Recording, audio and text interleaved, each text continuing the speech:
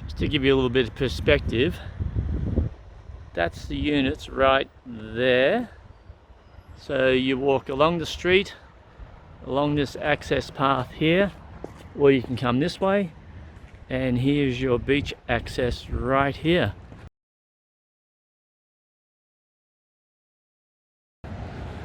How close you are to the beach and what the beach looks like, in case you weren't familiar with that. And luckily, it's a beautiful autumn day today.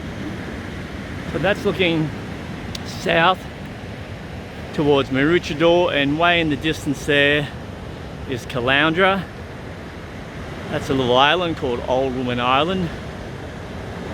And then as we turn to the north, I'm going to turn into the sun a little bit. And that goes all the way up. You can see to actually Peregian Beach, but that's also Coolum. That's Mount Coolum in the background on the left. So that's it. I'd say that's pretty nice.